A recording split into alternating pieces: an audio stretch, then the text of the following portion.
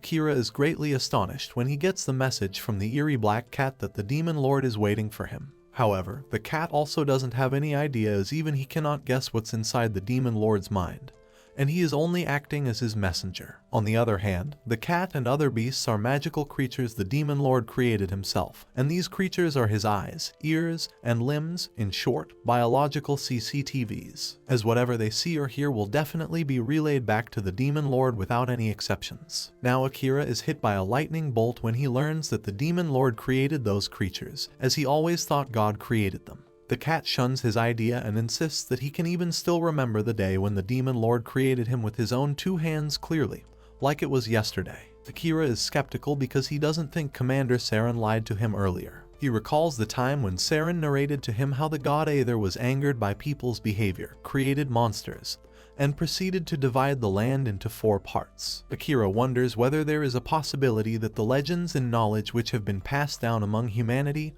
are false. To begin with, the black cat makes the strangest of requests to Akira to end his life because he has finished his assignment. And now, he believes there is no longer any value in keeping him alive, as the transformation spell has been lifted off him. However, Akira and Amelia have other plans, such as how they can actually kill a giant black cat with such beautiful and silky fur. Akira hilariously rushes towards the cosmic feline and hugs him tightly while fluffing his fur. The poor cat is baffled by such a sudden vicious attack, and before he can understand what is going on, Amelia also rushes towards him and fluffs his velvety fur, catching him off guard. The unfortunate cat topples and falls on his back with a thud. He wails and begs them to stop ogling him at once. Amelia hugs him dearly and is certain that even the cat is also enjoying all this unruly attention, because that is why it is not running away. However, the cat has his reasons, as he has pushed his body to the limit to resist Amelia's gravity magic. Also, he can no longer stand, as both Akira and Amelia have done their best to break every bone in his body, so they should finish his life already. However, Akira refuses to fulfill his demand. The poor cat is so humiliated, as he knows that he will be a laughingstock for life when he returns. Akira offers him to come along with them. The cat is startled by Akira's offer, and he wonders whether Akira realizes the meaning of what he has said right now. In case Akira has already forgotten that the black cat is acting as a CCTV camera for the demon lord, so all of his speech and conduct will be relayed to him. Akira caresses his face against the cat's soft fur and conveys to him that the cat will get a place where he belongs, while the demon lord will get some intel about them. As for Akira, he will get to learn more about the truth of this world with the bonus of fluffing him every day. The cat is speechless because he cannot believe how Akira's brain works. In any case, Akira has won the fight, as now he has the right over the cat's life. The cat agrees to go with both of them, but he warns them to not regret it later. Akira chuckles sarcastically that the black cat sure talks big for someone who can't even move. After some time, Amelia is anxious as they are unable to find the exit in the dungeon. Akira has even looked in every corner of the room, but he cannot find anything up until now, as a door or a stairway to the next floor would always appear right after Akira defeated the boss monster. The black cat interrupts, suggesting that they cannot find the exit because of him, as this dungeon cannot accept the fact that the boss of this floor, or in other words, the black cat himself, is still alive in the dungeon that the demon lord has made, and has its own will to not let any of the monsters run away. Akira, who understands what the black cat is implying, suggests that the dungeon has its own consciousness. The black cat is skeptical whether Akira would change his mind and kill him to escape the dungeon. The black cat further argues that not only the exit of the dungeon, but also the entrance of the dungeon is shut until he dies, and at this rate, if Akira and Amelia just sit idle, then they will simply starve themselves to death. Even if Akira knew that things would have been easier if he had killed the black cat from the start, he would have still chosen to bring the cat with him instead. Amelia adds that it is still too early to give up though. A glimmer of hope displays upon the face of Akira, who questions Amelia whether she has an idea in order to rescue the black cat. Amelia agrees. She first suggests that the black cat should be given a name. The cat captures what Amelia's plan is, which is creating the master and servant pact, that means a contract that would bind the soul of a human and a monster, as no one but the Demofolks can control the monsters at will. And in a few cases, there are some humans who are born with strong connections with monsters. She adds dramatically that the one who made that connection into a ritual they call pact was the first hero. Amelia is sure that Akira, who can control the cat's mana at will like the first hero, can carry out this ritual. The black cat agrees with Amelia and understands what she is getting at. He is in disbelief as he has lost hope of being released from his duty as this floor's boss monster. The black cat is astonished and cannot even imagine that such a wonderful idea can be generated by Amelia's mind. The black cat, however, warns Amelia and Akira that the pact won't be established if either the name grantor or the name receiver doesn't give their consent. And if once the pact is established, unless both of them agree to end the pact will last until they die. The black cat further adds to their knowledge that once both Akira and the black cat are connected, they will know each other's position at all times, and they can also talk to each other in their minds with telepaths. However, the very moment when one of them dies, the other one will also die shortly. Akira does not even flinch when the black cat passes on this information to him, which surprises the black cat. As usually, most humans would hesitate when they hear about the dying part when signing a contract with a monster. But brother, you are dealing with an assassin. The black cat finds Akira's mana weird, which he could feel by standing near him. This makes the black cat suspicious and questions Akira about his mortality. Akira dodges his question, hinting that he might have unintentionally turned into a monster. The black cat wonders whether people call themselves monsters normally like Akira did. But again, this way is more convenient to the black cat, who definitely can't face the demon lord ever again, even if he lost against a child of humankind. Soon Akira releases his hand from a leather glove and places his hand on the black cat's paw. The pact is now being established between the black cat and Akira, where Akira promises to be the one who will be the black cat's master and grants him a name. The black cat also swears to stay by Akira's side no matter where he is, and promises that they will always be together until death does their part. Akira names the black cat Yoru, which is taken from the fur of the cat that looks like the beautiful night sky. The black cat is quite delighted with his name. The black cat calls himself Yoru and swears that he will serve Akira for the rest of his life. Akira is glad to have him with them. Amelia agrees. Amelia notices a crest on Akira's hand and realizes that it matches Yoru. The cat enlightens them that this crest is the proof of them being connected, and when the pact has been successfully established, Akira and Yoru will be able to talk with telepathy. Akira is curious whether Yoru is still connected with the demon lord even after establishing a pact with him. The cat confirms his suspicions with a nod. Akira is worried as to whether the demon lord will be angry at him for making a pact with Yoru. However, Yoru doubts whether the demon lord would even be mad. Yoru suggests Akira think of it as his second master and reassures him to not overthink. He gives a bored expression, signaling to end this tedious conversation. Suddenly, interrupting their conversation, Amelia points at a sparkling illumination in the middle of the room, which acts as a portal to the next floor, appearing before Amelia, Akira, and Yoru. All of them are confused, as this time the exit is different than before, as it is neither a staircase nor a door. It is in fact a magic circle. Amelia filled in that this magic circle is a transfer ring, and the person who enters it can go to a desired location. Akira wonders what if more than one person enters at a time. Fortunately, this magic circle would only choose the will of one person, and everybody will be transferred to that location. Akira recalls that the magic circle resembles the one that appeared in his classroom, and if that magic circle at that time is the same as the one appearing in front of them, then it might be a possibility that somebody has wanted to come into this parallel universe. The reason is that their daily life, according to Akira, is a bit unsatisfactory. Akira starts questioning himself whether somebody traveled through this magic circle to appear in this parallel universe, just because they got bored of their routine life. As Akira was lost in his own world of sciences, Amelia's voice brought him down to earth, and he is startled by the wolf-like growling noises coming out of her tummy. As the scene shifts, there is a restaurant where Tsukasa and the gang are having a hearty meal. Tori praises the rice of the restaurant, and also she can eat kaizen donberry there. She loves Yamato and can be seen complimenting the bath and the clothes. Meanwhile, Tsukasa asks Asahina and Tsuda to meet up a little bit after they eat. Tsukasa is here in this country as he is trying to find a book. He assures a puzzled Asahina that he is not planning to buy the book. He then later enlightens Asahina that since they are in a new world, there is too much about this world that they are not familiar with. Tsukasa further notifies him that this place is called Yamato, and is thankful that if they had not met the kind merchant in the forest by coincidence, then they wouldn't have gotten out of it and reached here. Tsukasa's companions agree with him and never suspect anything, even though they are forbidden from entering the castle library. Tsukasa is worried as he doesn't have much traveling expenses with him and decides to gain some knowledge about this world.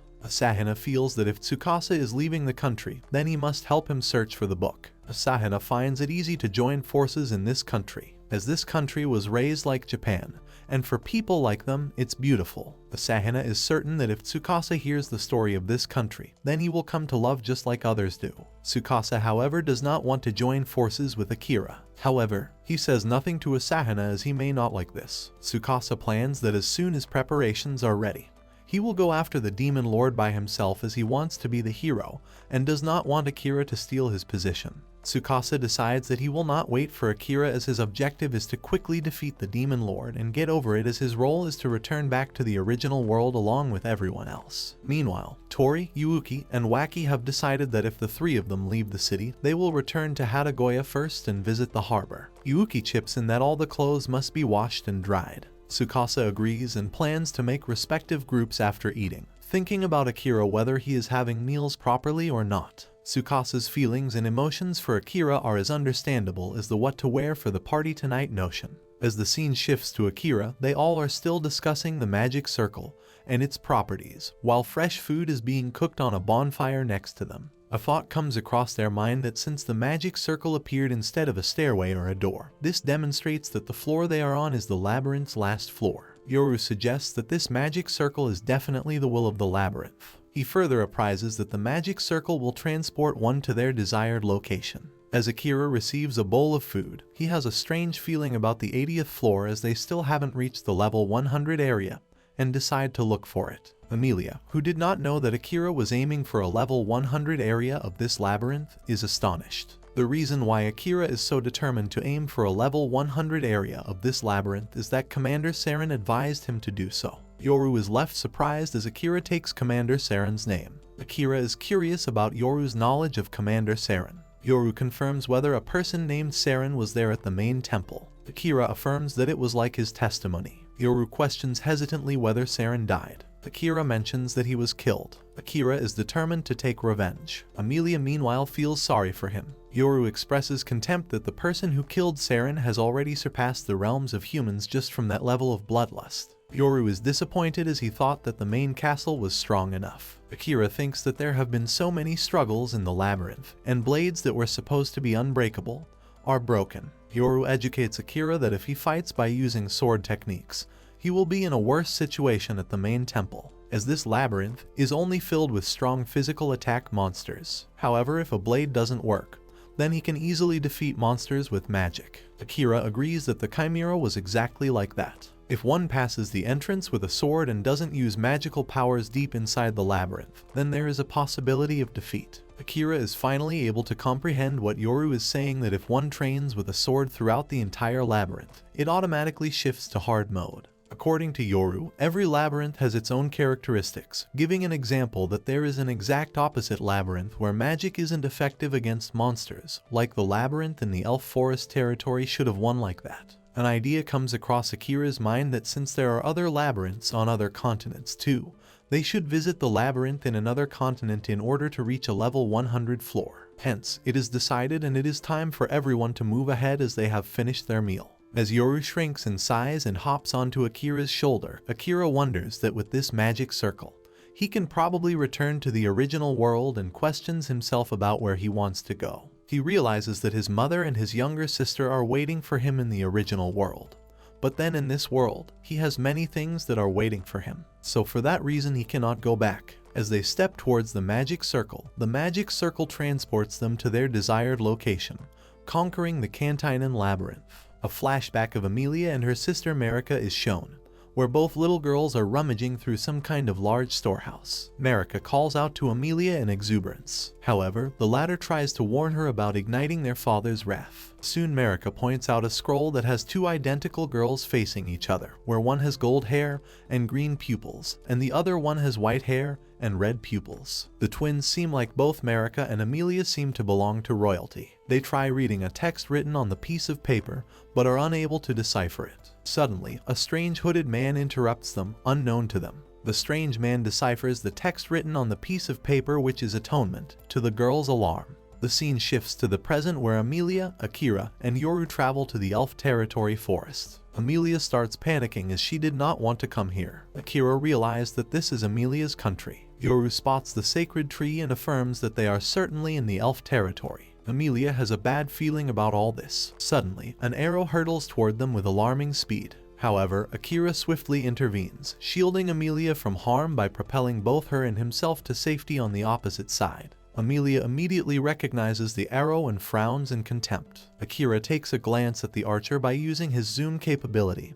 and swiftly runs towards him, dodging the rain of arrows and grabbing him. He threatens the archer about not making a move or else his throat will be slit. Amelia recognizes him instantly. The archer is a noble from the elf family, named Liam Gladiolus. Liam humiliates Amelia for abandoning her country, and suddenly appearing during Liam's exploration. Amelia tries explaining to him that she did not abandon her country, but he refuses to listen to her, and insists that she did run away. Liam continues to make Amelia feel guilty for disappearing and threatens her that soon she will be exiled. As now in this country, Kirika-sama is ruling. He sarcastically addresses her as the Atonement Princess Amelia. He further threatens her that she cannot escape now. As Kirika-sama, the elite will arrive here. Liam is still in the grasp of Akira, who shuts his boring rambling down by hitting him with his dagger's handle. Akira orders Yoru to grow to his full size and let them hop on, as now they will be taking Liam as hostage. Yoru obliges and comments that the main shrine is rough with cats. As they hop on, Amelia informs Akira that since there are elves in the forest, their escape is now impossible as they will continue to chase them. Akira orders Amelia to guide them to a wide area, as in a small area like this with a tremendous amount of trees, it will be difficult for him to swing a katana. Amelia guides Yoru to a wide area. At first it seems like there is no one, hence their return will be easy. However, Amelia realizes that they are already surrounded. They observe that while being attacked with no openings to escape, countless bloodlusts surround them. Akira instructs Amelia to stay put on Yoru's back. As he checks out the mob of angry elves furiously aiming towards them, Akira wants Yoru to do him a favor. The elves are angry because Akira and his gang have taken Liam as their hostage. They threaten Akira that if he values his life then he must immediately release Liam. Akira proposes a deal to them if he hands over Liam unharmed to them. Then would they let them and Amelia pass safely. It is then a majestic female elf arrives and refutes that this idea cannot be executed. According to her, Amelia has been hiding and running. But now, finally she has found her, and is afraid that she cannot let those criminals free. The lady is the elf family princess, Kirika Rosequartz. Amelia goes weak in her knees when she sees Kirika after a long time, and Akira immediately recognizes her as Amelia's younger sister whom he has heard about so much. He confronts Kirika about calling Amelia a criminal, as according to his knowledge, even Amelia is the princess of the country. For the reply, Kirika bears out her arm by removing a glove and Akira is astounded to see an ugly gash on Kirika's arm. Kirika alleges that this scar is the wound Amelia gave to her when she deceived her with a poison potion. The other elves feel pity for their poor princess. According to Kirika, those who harm the royal family deserve to be labeled as criminals, and that includes hurting one younger sister from the same royal family. Kirika insists that Amelia did try to attack her with malicious intent. Amelia yells in her defense that Kirika is accusing her falsely, as she definitely did give her a potion, but that was wickedly replaced by a poison potion. Kirika demands a piece of evidence from Amelia to support her claim, and questions her about what she thinks that Kirika injured herself and puts the false blame on her. However, she refrains from a further argument and declares that Amelia's existence alone brings disaster to this country, as she is the unwanted child. Akira notices the evil grin on Kirika's face against Amelia's distraught expression and immediately gets to the root of the culprit. Kirika then addresses Akira and expresses her gratitude for bringing the criminal to her. Kirika forces Akira to look into her pupils, and despite Amelia's horrified warning, Akira gets trapped by Kirika's mesmerization skills, a great tool for today's Valentine's Day trivia. Kirika mocks Amelia that it's too late and Akira's heart is already hers. She peers at Amelia in disdain,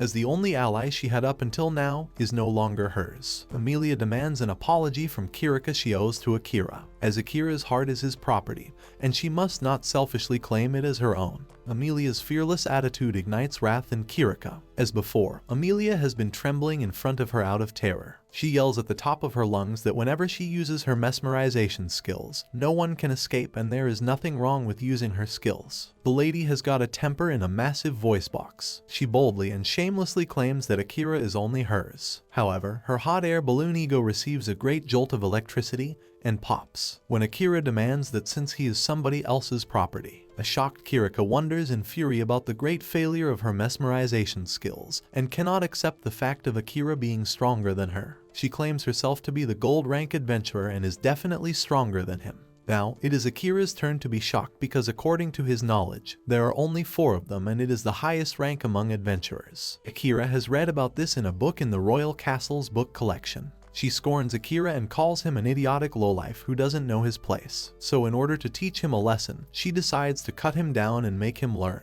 Kirika challenges Akira to a duel, and if he loses he will realize how foolish he has been and will hand Amelia to her. Amelia shrieks in disbelief. Akira also places a condition that if he wins, then Kirika has to promise not to chase the 3 of them down. Kirika is quite confident that Akira can never win against her. Akira knows that Amelia is a little apprehensive about fighting Kirika because no matter what, she is still her little sister. He promises that he won't pull Yatanakami out of the sheath. He pulls out a wooden sword and an amused Kirika wonders whether he is not planning to kill her. She calls him idiotic. Before beginning the duel, Akira makes sure that the surrounding elves are only observers. Kirika affirms and remarks that she is enough to kill him. Akira places the sword against her body, and such overwhelming magic flows from the sword into Kirika's body that she is fully electrified and pushed back. Kirika immediately plops down and kisses the ground. The surrounding elves are speech-bound as they don't understand what actually happened. Akira declares himself victorious and gently helps Amelia on her feet, who has passed out due to shock. He then helps her climb up Yoru and reminds Kirika of her promise. A furious Kirika yells at her guards not to let them escape.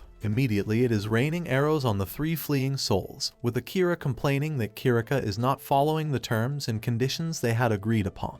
The guards belittle Akira in fury that there is no way he could have defeated Kirika, and he must have used some dirty trick to win that duel. Soon the combination of hundreds of arrows is all about to stab Akira and others, when Akira instantly activates his magnificent shadow magic. In no time the arrows are broken like dried twigs to everyone's astonishment. Even Kirika cries in disbelief as she has never seen such magic that is capable of slaughtering that many people at a time. Suddenly there is a rustle in the bushes followed by heavy footsteps. A solemn and graceful elf man comes along wondering about all that commotion. Kirika addresses him as her father. A terrified Kirika is not expecting to see her father like that. The elf king chides her for wasting her time over here as she had business to attend to in a remote region. He urges that her need to return to the palace has arisen. The king keeps on probing Kirika about what happened in his absence. The king has been watching Kirika for a while, and he is quite disappointed to see Kirika's performance as she challenges Akira to a duel, and he defeats her in 1 hit. Furthermore, the duel had an outcome Kirika didn't plan for, and not only that but the troops from the back even attacked from behind. The king feels that the behavior was quite outrageous for a proud royal family. Not only that, the king also reprimands her for ill-treating her older sister Amelia. Kirika shouts in sheer rage that Amelia is not her sister. The outburst is only met with a humiliating slap that the king awarded to her so graciously. Kirika holds her cheek completely stunned. One of the guards hesitantly defends her that it was Amelia who treated Kirika horribly. The king is greatly vexed because Kirika has completely mesmerized those soldiers by using her powers. The king is greatly disappointed in her. The king turns to Amelia and apologizes to her as previously he could not keep his eyes on her. He looks at Akira with a displeased expression and wonders if Amelia truly wishes to leave the country with Akira. Amelia looks at him thoughtfully and then lowers her gaze. The king refrains her from taking this action as she has duties that she must serve as royalty. Where were those duties when Amelia was missing for so long from the palace? The king then remembers that Amelia's freedom was bet on that duel between Kirika and Akira,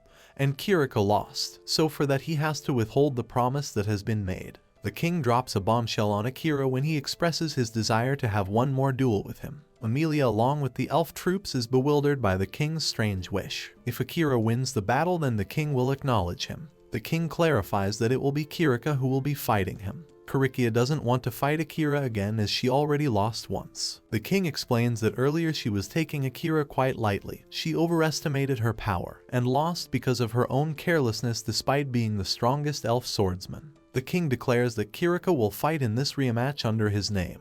After giving much thought, Kirika agrees. The king knows that originally Akira was an illegal trespasser who came into their country, so whether he will be released or considered as a trespasser will depend on the strength he will demonstrate. The king resolves to go back to the palace and orders everyone to follow him. The Akira and Amelia watch the king and Kirika head back together. Now to Akira, the elf king is seriously a thorn in his side, but he thinks that is reasonable. A hapless Amelia is all dejected and sad because she knows that her father never loved her and never will. Now this comes as a shock for Akira because he himself saw how the elf king cared for Amelia. She is feeling distressed because her father gave Kirika a chance for a rematch, but didn't listen to his wish. She is used to this kind of behavior because her father always takes Kirika's side like that. Akira still feels that Kirika is naive and childish. However, Amelia insists that this is because she is an unwanted child and very much despised. She dolefully calls herself a mistake. Akira's heart also fills with sadness. After a while, they are standing in the enormous hallway of the elf country's palace. Akira is quite impressed by its spaciousness. According to Amelia, the minister, nobles, and servants are all under Kirika's mesmerization spell. The elf king announces that under the king's name, Kirika Rosequartz and Akira Oda will have a duel. All palace dwellers root for their beloved Kirika-sama. Akira wonders whether Kirika obeyed the king who ordered Kirika to dispel mesmerization. Kirika, however, is vexed and takes it as an insult. Kirika gets nervous when she sees Akira with a katana. Akira, noticing her curiosity, confirms that he will not be using a blade against her. Kirika challenges Akira that this time she will be going to go all out. As the fight begins, their swords swing and clatter. Akira is slightly impressed by Kirika's swordsmanship and decides to end this matter once and for all. Kirika wonders that if Akira obediently accepts a duel, it probably means that he loves Amelia. She pities Amelia as she is not treated nicely by her father, who is extremely stubborn. As the duel continues between Akira and Kirika, Kirika uses a magic power which is called wind. As their swords swing and rattle, Kirika's sword strikes Akira in a very powerful way, only because her sword's attack power and speed have boosted. As a huge wave of wind rushes toward Akira, he finally realizes that Kirika used wind, which is a magic power. Akira decides to take Kirika's actions seriously and finally uses his magic power, which is shadow magic. As he activates his shadow magic, Kirika is aggravated further and tries slashing Akira once again. However, he ducks and uses a shadow cloak. Their swords once again cling as both parties lock their blades and push them intensely towards each other. Their glances were locked with hatred. As their energy surged forth, both parties were propelled to their respective sides of the group. Kirika's father is highly impressed by her daughter's abilities. Meanwhile, Amelia is worried for both her sister and Akira. On the other hand, Yoru is the only one enjoying the fight. Only popcorn is missing in this scenario. He whatsoever notices though that there is still a difference of power between Akira and Kirika. Simultaneously, as Kirika and Akira both regain their footing on the ground, Kirika swipes her sword and their swords crash. Akira mocks her sword for making sounds as if Kirika is crying. Kirika gets upset and takes his remarks in a humiliating way, and sarcastically chuckles that he needs to open his eyes as she is smiling, and she is doing a really bad job. Akira is annoyed as he is unable to find any way to bring despair to Kirika's face and eventually demotivate her. Akira wants to make Kirika admit that she despises Amelia. However, she is determined to, therefore dodging the question. Akira wonders how Kirika despises Amelia, as Amelia herself is an unwanted child. However, Kirika finds his thoughts superstitious. She herself confirms that it is true, as it was believed years ago that one of the twins would be murdered. For elves, it's hard to give birth to a child that lives long, and the custom of killing valuable children was abolished in Kirika's grandfather's generation. Akira still doesn't find her answer satisfying and is still curious as to why Amelia is often referred to as an unwanted child, as she herself gets very hurt when someone calls her that. According to Kirika, Amelia is always referred to as an unwanted child as she doesn't resemble any of her parents. However, a flashback of Amelia and Kirika's childhood is shown, which proves that Kirika is lying to Akira. As we glance at the flashback, it is shown that Amelia is a Miko, which is a legendary profession. This profession is very rare and is only assigned to those people who are loved by God, and the world will change in Amelia's favor once she wants something.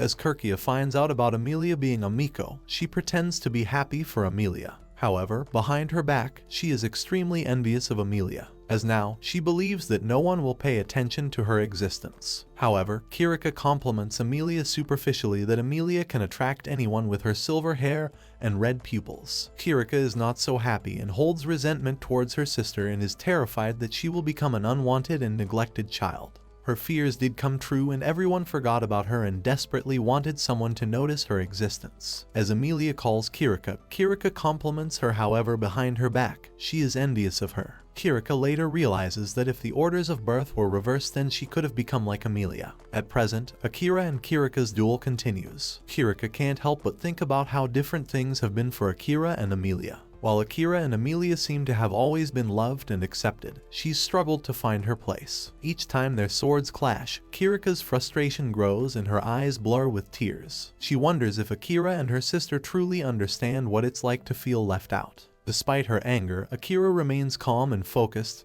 blocking Kirika's attacks with ease. But Kirika can't shake the feeling that they'll never understand her pain. With each swing of her sword, she feels a mix of jealousy and resentment towards her sibling.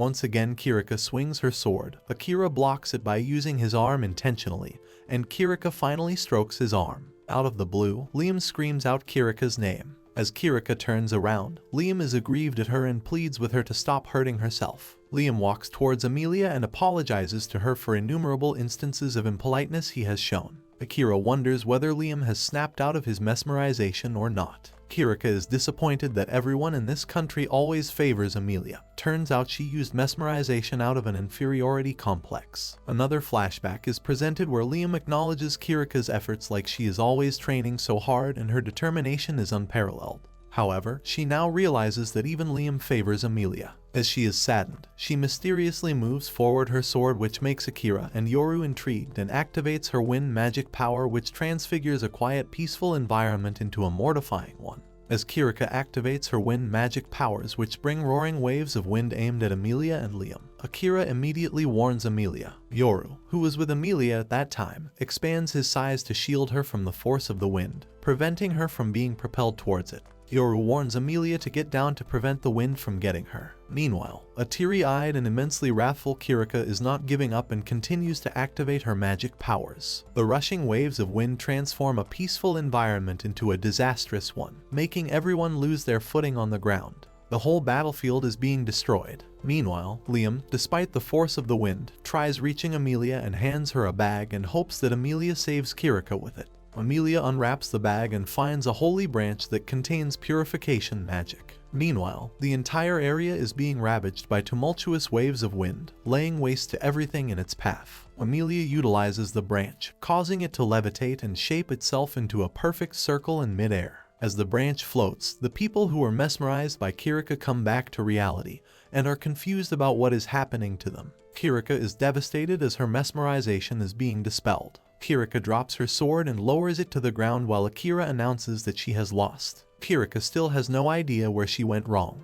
She notices that Liam is the only one who acknowledges her efforts. However, he is chosen to be the candidate for Amelia's fiancé. Akira's heart skips a beat, and he still doesn't know why. Kirika did not want Liam to be stolen from her, so before this all started, she for the first time used her mesmerization techniques upon him. Meanwhile, the Elf King was completely shocked. Liam was supposed to be married to Amelia. However, now it is Kirika, and soon they are about to be married. As Kirika used her mesmerization techniques upon Liam to turn him to her side, she got addicted and took control over all the people in the castle as she just wanted to take back everything that Amelia stole from him. Kirika questions herself again, where did she go wrong? Her father, however, steps in and corrects her that she is completely wrong in this matter. As he walks towards a completely confused Kirika, he notifies his daughter that this time she is wrong. Kirika is disheartened as she believes that even her father is taking Amelia's side because of her legendary profession. However, her father intensely grabs her and orders her to listen to him. The Elf King wants to confess. Her father admits that he did love her in her childhood. But when Kirika was a child, he stole one of her memories, and the whole elf clan is involved in some kind of conspiracy. Kirika is left speechless. Her father confirms that Amelia wasn't the one who stole, it was him. He feels very guilty and regrets it heavily. Her father therefore decides to delete her bitter memories with his power and activates his magic power Oblivion. As Kirika gets to know that her father stole her memories, the Elven King announces that the time has arrived to remove her bitter memories by using his magic power. As the king activates his magic power and touches her forehead, her memories filled with resentment are erased, while memories that are filled with happy moments, such as Liam acknowledging Kirika's presence and wondering whether Kirika is going to be training or not. and wanting Kirika to keep this a secret from her parents as he is going to do a very special training. Are being added, wish everyone had a choice to save or delete any memory with a click. The scene shifts to a dungeon where it is shown that Kirika is stuck in it. She decides to explore it as she is curious about the dungeon, since it is forbidden to enter the deepest part of the dungeon. As Kirika climbs down the stairs, she takes out a locket from her handbag, which was given to her by a strange hooded man who warns her to use it to get inside the dungeon. Kirika breaks the locket intentionally. She then decides to fight the monsters in the dungeon as the monsters at the surface are too weak for her. The monsters in the dungeon are way too strong for her. However, Kirika wants to fight enemies that are stronger than her so that she can boost her level. As Kirika swings her sword, she realizes that there are too many monsters and decides to get out of the dungeon. As she reaches for the exit door, she realizes that the monsters are also chasing her and is proved wrong that the monsters in the dungeon cannot go to the surface. Kirika still tries her best to fight the monsters and swings her sword rapidly. However, she is clueless as to what she will do. Kirika hears someone calling out her name. As she turns around, she sees Liam heading towards her to rescue her. Kirika gasps out for help and calls Amelia as well. Kirika then warns Liam to not come near her and informs her to stay away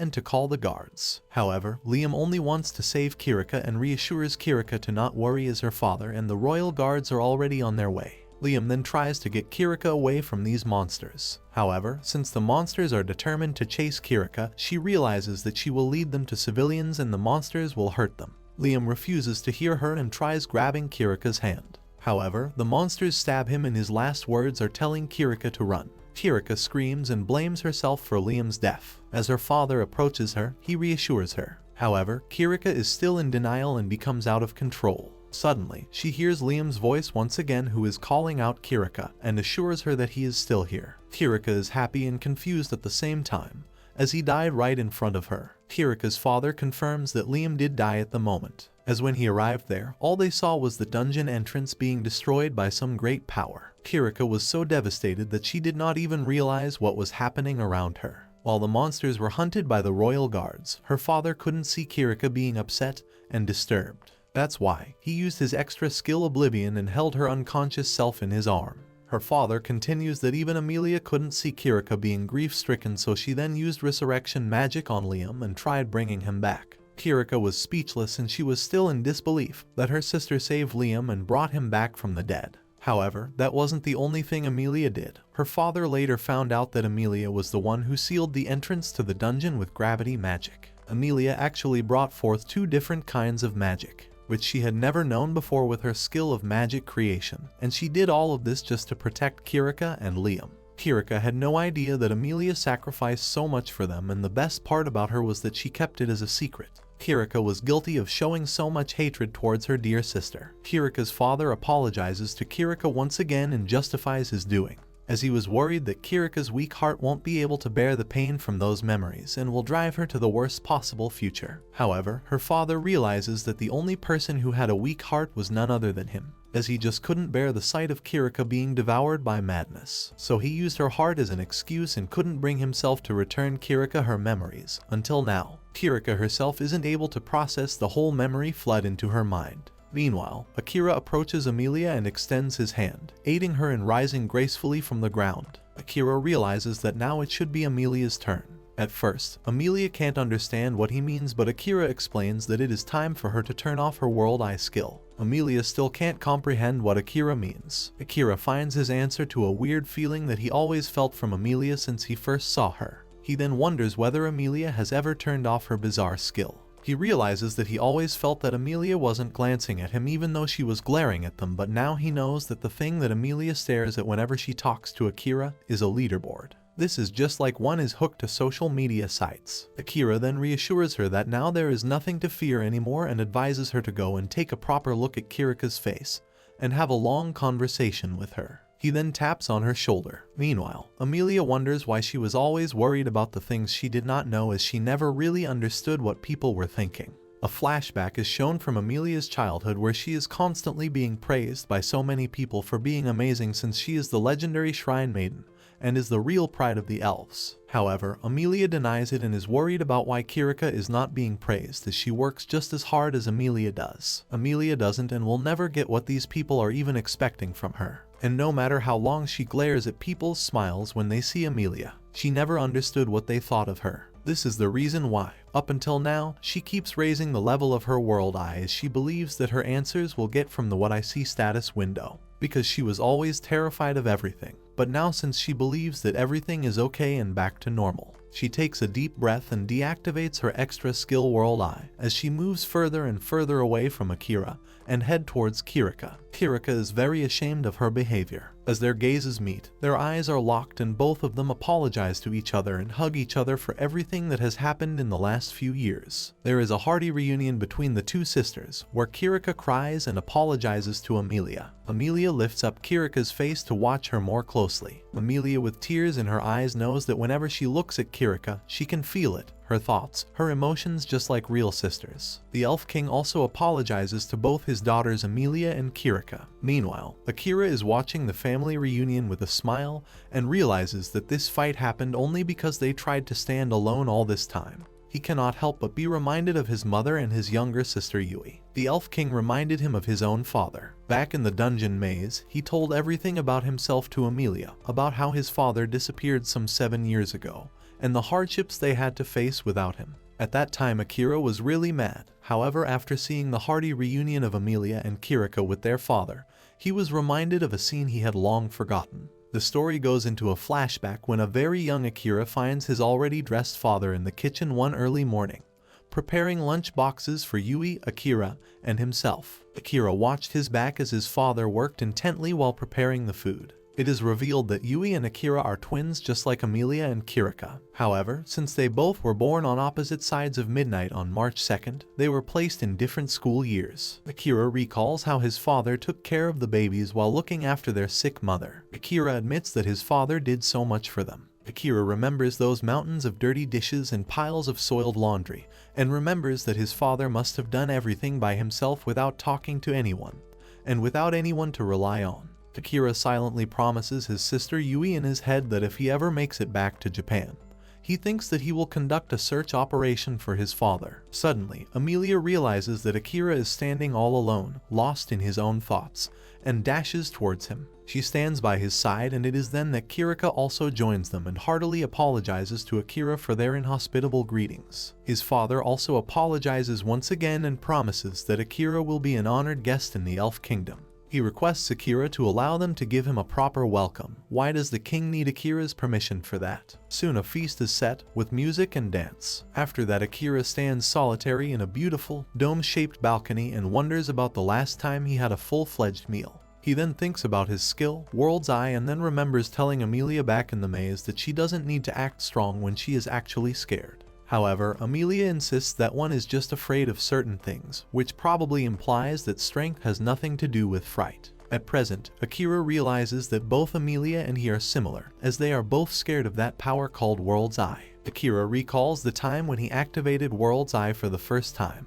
His whole vision was blocked by numerous message windows, but deep within, in the blink of an eye, he did something really gruesome and disturbing. He actually saw the brutal massacre of his friends, including Tsukasa and Asahina, along with others. In Akira's vision, the Demon King killed the hero and his classmates, and then the world crumbled. Akira is deeply horrified, as probably what he saw is the future that is most likely to happen now. Whenever he thinks of that horrific vision, he feels as if someone pierced his heart with a spear. He promises to himself that before he returns to his former world, he wants to prevent that unsightly future at all costs. Akira then remembers Amelia's skill of resurrection and feels that if she comes along with him, that will be quite reassuring for him. His thoughts are intervened by Amelia, who comes by looking for him. She was worried because she couldn't find him after dinner and frantically looked for him everywhere. Akira apologizes to her and explains that he just wanted to feel the night breeze. Akira is delighted that she is able to reconcile with her father and sister. Amelia agrees, gives the whole credit to Akira, and thanks him. Akira looks at her thoughtfully, and a warm feeling crosses his heart that makes him smile faintly. Akira recalls Amelia telling her father, the Elven King, that she would be leaving with Akira.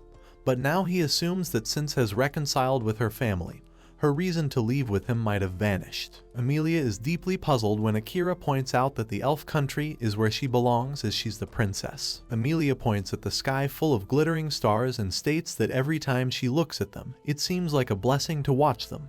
Like that. A starry-eyed Amelia wants to see much more of the wide world together with Akira. Akira is flabbergasted or maybe confused because what's the point of pointing at the stars? Amelia is certain that she will be of great help to Akira, so she surely wants to follow him. It is then Akira wants to share his innermost feelings with her, but as usual, someone has to barge in, prolonging the beautiful moment. And this time the meddler is none other than Kirika, who abruptly comes and clings around Amelia, scaring the wits out of her. Kirika yells at the top of her lungs that she has been looking for Amelia everywhere. It is then she realizes that a humiliating scene has been created in front of the honorable guest, Akira. Kirika is deeply embarrassed and apologizes to both Akira and Kirika for her sudden outburst. Quite a part of her character though. Unabashed Kirika is actually longing to share the bed with Amelia, as it has been quite a long time since they did. Amelia is surprised because Kirika is quite old enough to demand something like that. But Kirika shares her fears that very soon Amelia will be drifting apart to go somewhere far away. Akira gently urges Amelia to go along with Kirika, as he is going to enjoy this breeze for some time longer. Kirika expresses her gratitude to Akira. When both the girls leave, Akira realizes that when earlier Amelia said she would accompany him, he wanted to share something profound, something that is unfathomable to him as well. He is quite surprised, but he knows that he is delighted by Amelia's companionship.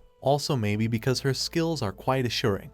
The poor guy is not even aware of his deepest feelings for a girl. It is then he decides to hit the bed, quite ignorant that he has been observed keenly by Yoru from the palace grounds, who thinks that Akira is a blockhead and completely dull who doesn't know what he feels. Both Yoru and Akira can telepathize as a result of a contract between them. The next morning, as the trio heads for their journey, the Elven King proposes that they can stay for a bit longer if they want. However, Akira refuses politely as he is in a hurry. Amelia promises her father that she will return as soon as possible and he must worry about her. The Elven King requests Akira to take care of his daughter and Akira obliges. The king still has an escort prepared that will accompany them to the border, as the king is not overprotective, but quite fretful, as recently the number of abduction incidents have increased in their country, and that's why he left the castle so abruptly the previous day. That's why he requests Akira to let his guards escort him to the borders so he knows that they made it safely. Akira agrees, and soon they mount over Yoru and embark on their journey. Meanwhile, at Yamato country, Tsukasa and the gang visit the Adventurers Guild. The guild lady is astonished when she finds out that they have finished several quests in such a short time. The lady asks them to sign a document while she tells them the details about their promotion once again.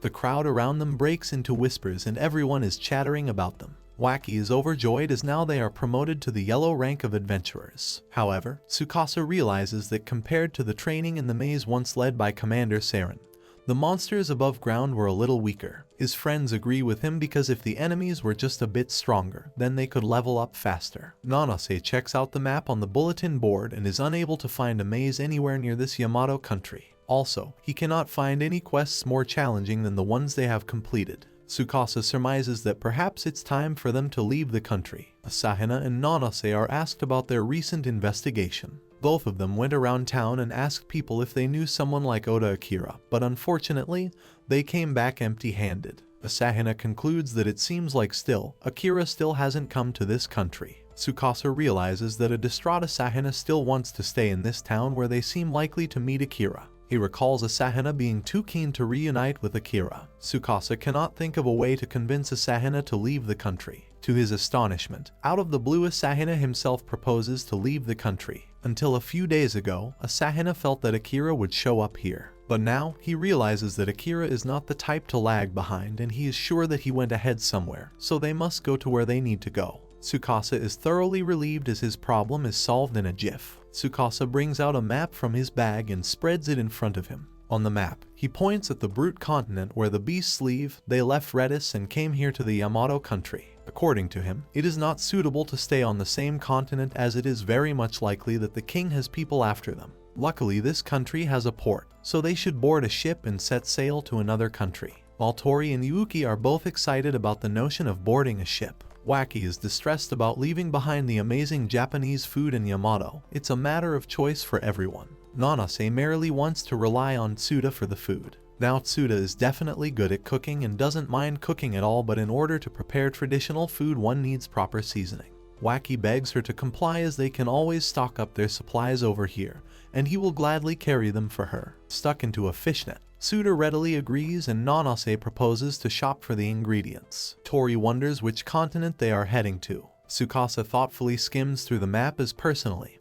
he would like to hurry to the continent where the Demon King lives, but before that, he would like to raise his level. Their weapons and armor could also use an upgrade. It can be seen that their weapons from the palace look all worn out. Wacky has a pet monkey on his shoulder and a cat in his arm, as tamers like him only need to find more partners to get stronger. Tsukasa resolves to look for a city where they can buy and mend equipment. Like a bolt of lightning, a stranger appears in front of him, swishing his cloak, and suggesting that he has a place in mind for Tsukasa. However, the lad is hit by a bombshell when he witnesses the stranger in front of him. Elsewhere, in the deepest and darkest part of the forest, where humongous waterfalls are thrashing ferociously in a river, a magical circle appears in a swampy area. Eerily, a hand reaches out of that circular pattern, and soon an unknown individual comes out of it who is exuberant to run wild after such a long time. The guy has intimidating plans to destroy everything. Meanwhile, Amelia and Akira mounted on Yoru are heading towards the border with a trail of guards coming after them for their protection.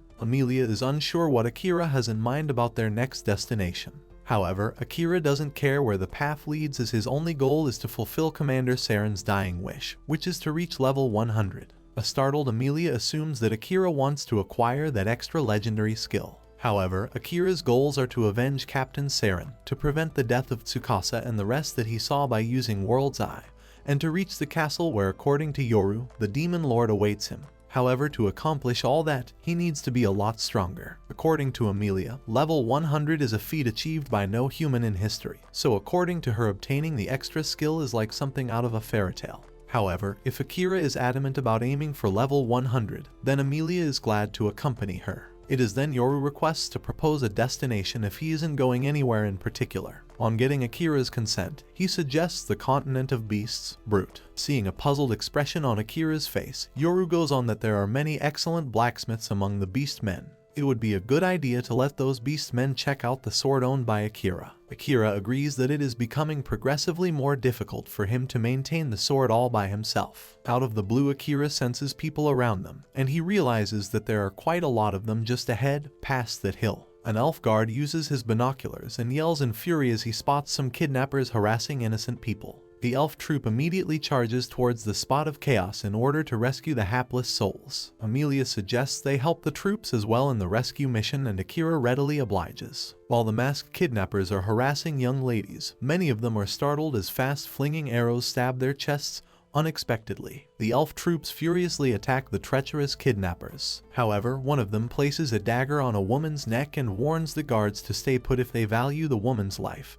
He also asks them to lower their weapons. But before he can finish his statement, Akira appears like a shadow behind that rogue and cracks up his head, implying that he should be the one to throw his weapon down. The masked criminal turns around and curses Akira, while other felons also charge Akira with a brutal attack. The man scorns Akira, never looking down on the blue-class criminal guild shark. However, Akira kicks and slams them down. He draws out his sword, swishing it violently around them, and retorts sarcastically that he has never heard of that guild before. The crooks get intimidated by such a major power show by Akira, and they decide to flee for their lives. However, one of them is still worried about some Sir Graham's orders. The elf guards run after them furiously as they don't want those kidnappers to escape. They rapidly throw arrows at them to catch them alive or dead. The elves are having difficulty in tackling them because all those criminals are blue class and are a lot in numbers. Akira decides to give them a hand and uses his famous shadow magic to catch them off guard by lassoing around their bodies. When Akira throws his dagger at one of them, the crook dodges it expertly and almost rapidly directs a dagger towards Akira.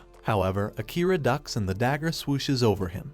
But to his horror, it heads straight towards Amelia, ready to stab her. Immediately, he uses his shadow magic and the dagger breaks into pieces with a loud crack, inches before it can kill Amelia. Akira heaves a sigh of relief, but the thugs grab the opportunity and escape. Amelia thanks Akira for protecting her, and Akira makes sure that she is not hurt. Yoru is certain that he could have handled those kidnappers all by himself even with Amelia and Akira on his back. Still, He praises Akira for being such a brave knight. Akira rolls his eyes and asks him to shut up. To Yoru's humiliation, Amelia grabs him and smooches him. Thankfully, he is quite in key, otherwise his tomato cheeks could have been quite visible. Meanwhile, Akira picks up the dagger thrown by the crook and is startled to see the emblem on its handle. He is certain that he has seen that emblem somewhere before. He questions Amelia whether the name Graham is familiar to her. One of the elf guards immediately recognizes that name and suggests that Uruk, the largest of the beast men nations, may have had a chancellor with that name. It strikes Akira's mind that when he was learning from Commander Saren, on the page where the same emblem was engraved,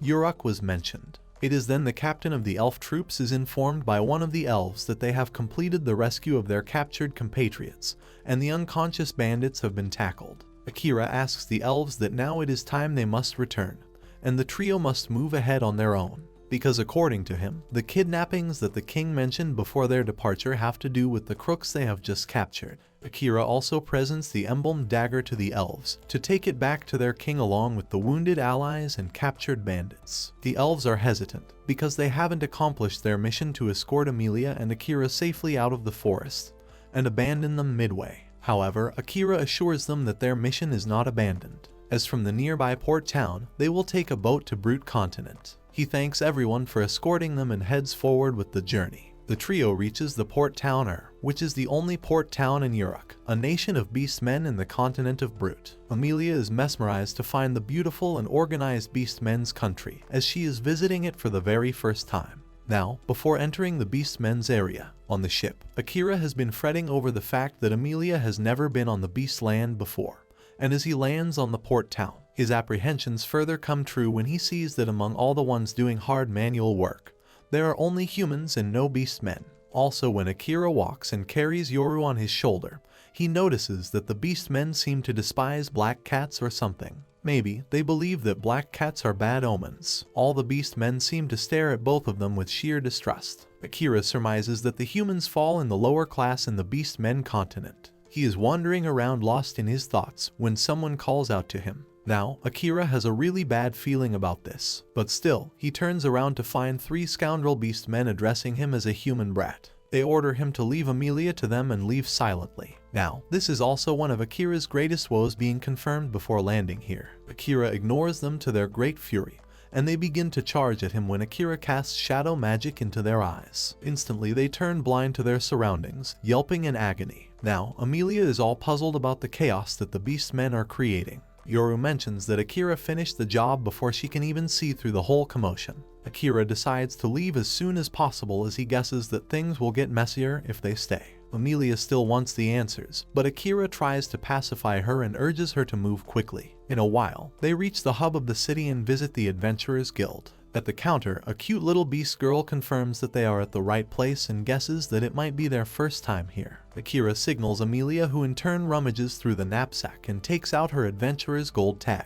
She places the tag along with a letter of introduction in front of the beast girl. The beast girl is dumbfounded on seeing these two articles, when suddenly someone snatches the letter from her hand. The young beast man, whom the beast girl addresses as the guild master, checks out the letter. On reading the letter, the guild master comes to know that the letter of introduction is from the king of elves, and the elven girl is actually Amelia, the rose quartz princess. The guild master is worried as to why the elven king sent his beautiful daughter to this land, where she is in great danger. Even Akira is puzzled about the allegation the guild master has made. The guild master suspects that they all have come to this land without any knowledge. He instructs them to follow him and asks the little beast girl named Mary to bring drinks for the guests. Soon they are sitting in the lounge area of the guild, where Mary serves them tea. The guild master introduces himself as Ringa, the master of followed by introductions from both Akira and Amelia. Ringa guesses that now that they have come to Uruk, they are here to register as an adventurer and to get permission to operate. Akira affirms and expresses his desire to find someone in the country who can repair his weapon.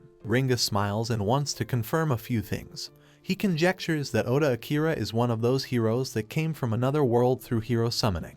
Now, Akira gives a baffled reaction which is enough to confirm Ringa's wild guess. Ringa reasons that they have heard about some of the events that have transpired in Rarest. Akira sighs as he is not an expert in this kind of bargaining. Akira reveals the truth that he is not a hero, though it's true that he was summoned. Basically, He is someone who just came along with the hero. Ringa throws another arrow in the air and wonders whether he is a dark assassin. Now, Akira is hit by 10,000 volts of electricity on hearing this bizarre nickname.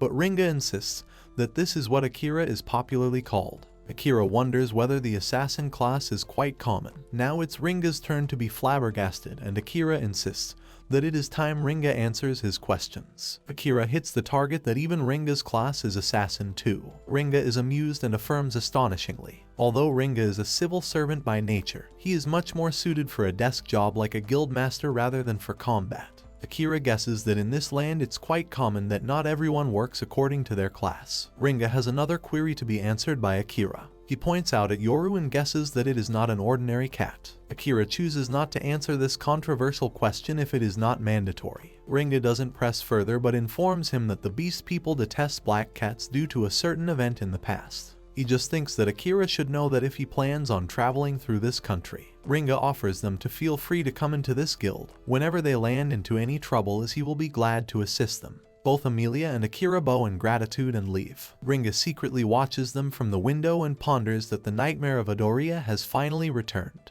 Meanwhile, as they are trotting along, Amelia mentions to Akira that Ringa has an extra skill, no interference. Akira corrects her that the skill is called non-interference and is fearfully a problematic skill. He guesses that Amelia found it herself by using the Eye of the World skill. Back at the guild, Akira didn't notice Ringa until just before he took the letter from Mary. Akira knows that Ringa's skill resembles his presence concealment. Unexpectedly, Akira turns around cautiously, and this makes Yoru suspicious. However, Akira assures him that it is just a cat, although it can be seen that someone is hiding behind the wall and is continuously following them. Creepily, it's none other than Ringa, with his face half hidden but can be recognized by that spectral smile and long flaying tail. Soon the trio hits an inn to spend the night.